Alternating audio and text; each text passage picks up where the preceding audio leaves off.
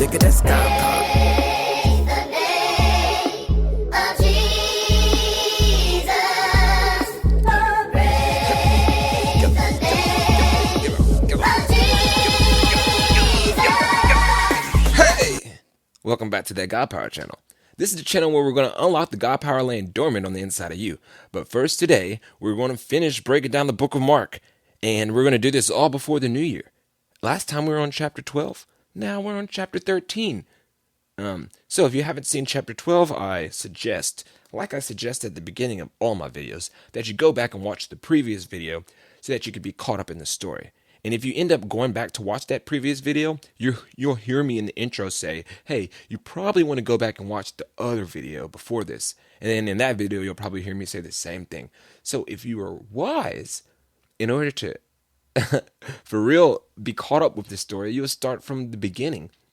And even before that, I think I did an intro to this book. So I would start there to understand, everything around it, the lore of this book. But regardless, let's go ahead and jump into chapter 13 and see what happens. It's a pretty short chapter, but it's impactful.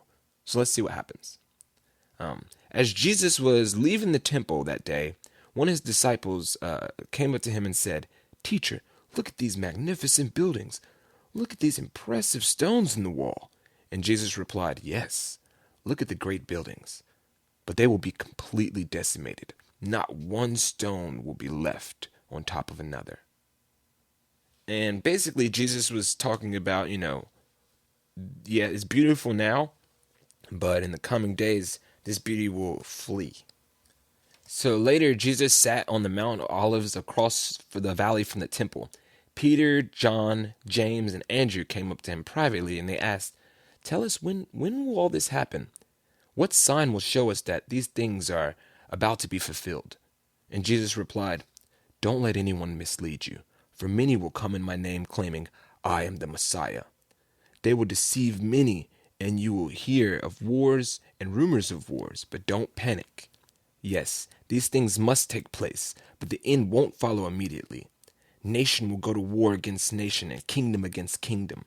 There will be earthquakes in many places of the world and many famines as well. But this is only the first of the birth pains, with more to come. When these things begin to happen, watch out. You will be handed over to the local councils and beaten in the synagogues. You will stand before the governors and kings because you are my followers. But this will be your opportunity to tell them about me. For the good news must be preached to all nations. But when you're arrested and you stand trial, don't worry in advance what to say. Just say what God tells you at that time, for it is not you who will be speaking, but the Holy Spirit. A brother will betray his brother to death. A father will betray his own child, and children will rebel against their parents and cause them to be killed. And everyone will hate you because you are my followers. But the one who endures to the end will be saved. The day is coming when you will see the sacrilegious object that causes desecration standing where he should not be. Then those in Judea must flee to the hills. A person out on the deck of the roof must not go down into the house to pack. A person out in the fields must not return to even get a coat. How terrible it will be for pregnant women and nursing mothers in those days. And pray that your fight will not be in winter. For there will be greater anguish in those days than at any time since God created the world. And it will never be so great again. In fact, unless the Lord shortens that time of calamity, not a single person will survive. But for the sake of his chosen ones, he has shortened those days. Then, if anyone tells you, 'Look, here's the Messiah,' or 'There he is,' don't believe it. For false messiahs and false prophets will rise up and perform signs and wonders so as to deceive, if possible, God's chosen ones. Watch out, I have warned you about this ahead of time. At that time, after the anguish of those days, the sun will be darkened, the moon will give no light, the stars will fall from the sky, and the powers in heaven will be shaken. Then everyone will see the Son of Man coming on the clouds with great power and glory. And he will send out his angels to gather his chosen ones from all over the world and from the farthest ends of the earth and heaven. Now learn a lesson from the fig tree. When its branches bud and its leaves begin to sprout, you know that the summer is near. In the same way, when you see all these things taking place, you know that his return is very near, even right at the door. I tell you the truth. This generation will not pass from the scene before all these things take place. Heaven and earth will disappear, but my words will never disappear. However, no one knows the day or hour when these things will take place, not even the angels in heaven or the Son himself. Only the Father knows.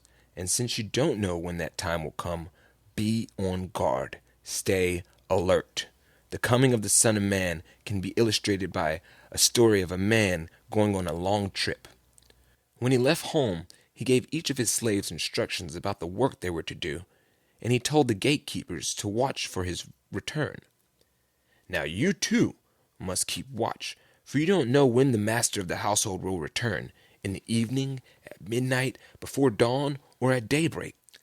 Don't let him find you sleeping when he comes without warning. I say to you what I say to everyone. Watch for him.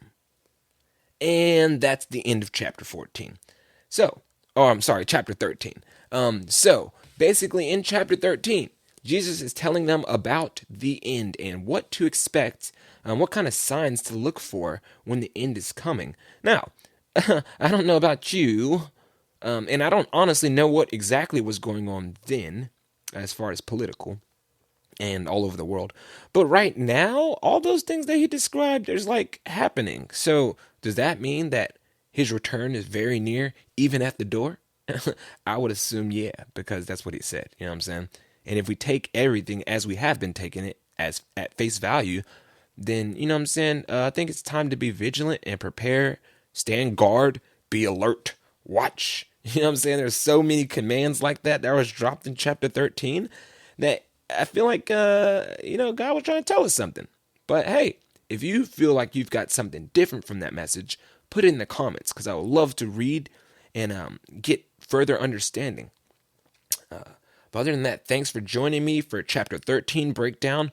We'll continue with the book of Mark. We only have about 3 more chapters, 14, 15, 16, and we'll break those down soon.